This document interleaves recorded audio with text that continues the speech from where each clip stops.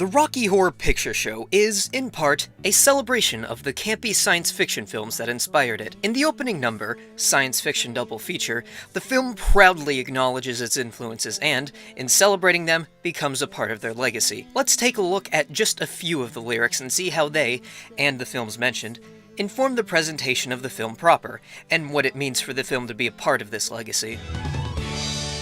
Science fiction.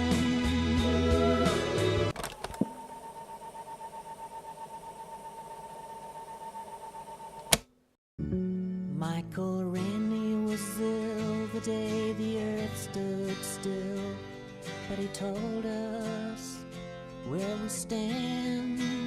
From the opening lyrics, Science Fiction Double Feature has already done two things. First, it has established a knowledge and respect for a film widely regarded as a landmark piece, thereby reassuring the viewer that the film knows what it's talking about. Second, it invites us to compare The Day the Earth Stood Still with Rocky Horror narratively and thematically. Both films feature a prominent alien character played by Michael Rennie and Tim Curry respectively, who come to Earth and deliver a message, albeit one perhaps inadvertently.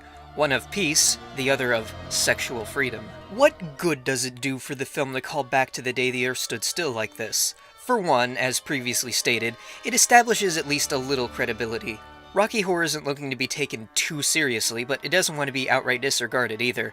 The Day the Earth Stood Still was known for its alien and his message of peace. By bringing those aspects to mind, Rocky Horror is asking the viewer to think about its own alien, and wonder what message, if any, he brings. Tim Curry's Frankenfurter never tells us where we stand, but he shows us where he does. Then something went wrong for Fay Ray and King Kong. They got caught in a cellular jam. Just as with The Day the Earth Stood Still, the lyrics, simply by mentioning the film King Kong, invite viewers to compare that film with Rocky Horror, and when one does, one finds no shortage of comparisons. Both feature relatable normal folk wandering into a strange new world, with the locals engaging in some unique dance, and the heroine screams when she sees the main inhabitant of the new world. It's horrible, Anne, but you can't look away. Scream, Anne! Scream for your life!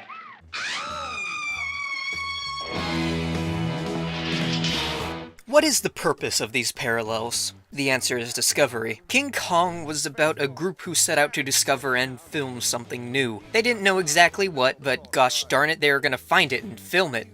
By bringing up King Kong in its lyrics, Science Fiction Double Feature is subtly instilling the viewer with their own sense of discovery. It's money and adventure and fame. It's the thrill of a lifetime. In a fashion, watching Rocky Horror is its own journey of discovery, and these lyrics are here to put the viewer in the proper mindset. When we see something strange, do we Fay Ray and look away, or Robert Armstrong and examine and explore? The film wants you to explore, and indeed succeeded in letting some people do so. In his essay A Sheep in Wolf's Corset, Stephen Reel states that one ostensibly plausible explanation for Rocky Horror's continued popularity is that it effectively opened a safe space for audience members to explore queer gender and sexuality.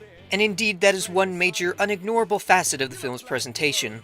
Tim Curry flamboyantly strutting about in drag, and an intimate scene between him and Brad, another male character, can attest to that.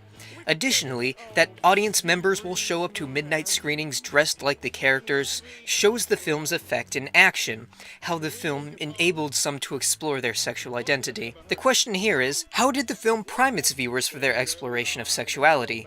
The answer? By bringing to mind another sort of exploration, that of a strange island with a big monkey. Of course, there are numerous other references to examine, such as Claude Rains was the invisible man. which was directly visually referenced in Rocky Horror when Rocky himself, during and after being brought to life, is bandaged, much like the Invisible Man himself. And also, And Flash Gordon was there in silver underwear. paying homage to the classic sci-fi serial featuring men running about in unusual attire, but I think you get the idea.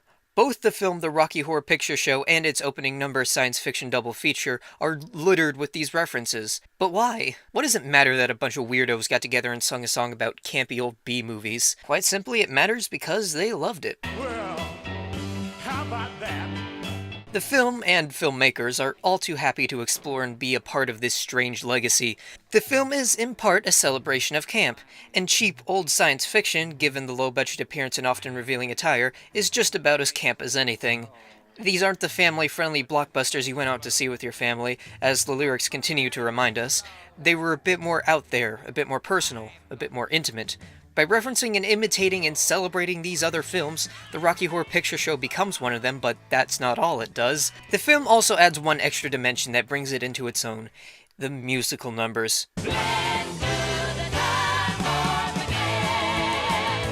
Rocky Horror Picture Show uses its musical numbers to rise beyond its predecessors and carve out an identity of its own. Yes, it is following in the footsteps of campy science fiction and has all the hallmarks and appearances of one, but since it adds an extra layer of camp in the form of its musical numbers, the film firmly carves out a place of its own in the film canon it celebrates. It is not just a campy science fiction or horror film, and it is not just a campy musical either. It is its own beast, its own kind of late night double feature. Picture show in the back row.